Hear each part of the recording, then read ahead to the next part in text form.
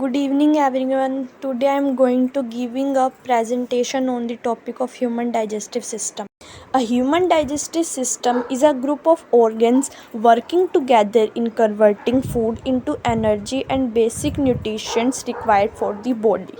It is made up of the GI tract, also called as digestive tract, along with liver, pancreas, and gallbladder, which constitute the parts of digestive system. The hollow organs that make up the GI tract include the mouth, stomach, esophagus, small intestine, large intestine that contains rectum and anus. Some part of the nervous and the circulatory system also play a major role in the digestive process. A combination of nerves, bacteria, blood, and the organ of digestive system complete the tasks of digestion that a person consumes in a day. Mouth.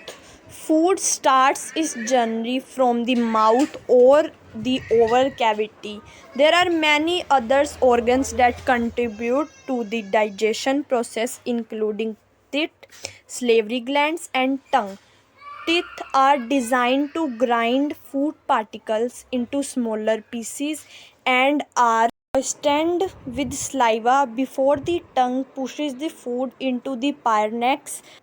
Esophagus. This is a muscular tube that connects the pharynx, which is a part of an upper section of the GI tract.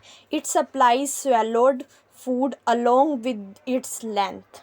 Stomach. It serves as a muscular bag which is situated towards the left side of the abdominal cavity beneath the diaphragm. This vital organ acts as a storage for the food and provides enough time to digest meals. The stomach also produces digestive enzymes and hydrochloric acid that maintains the process of digestion. Pancreas.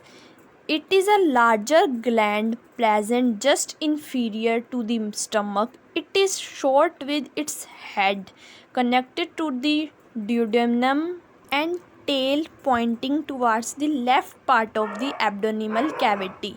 The pancreas releases digestive enzymes to complete the process of chemical digestion. Small intestine, a thin long tube of about 10 feet long and a part of the lower GI tract.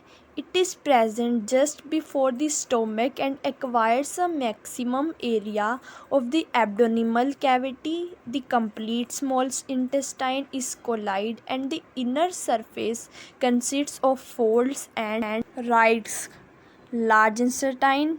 This is a thick long tube measuring about 5 feet in length. It is present just beneath to the stomach and wraps over the superior and lateral edges of the small intestine.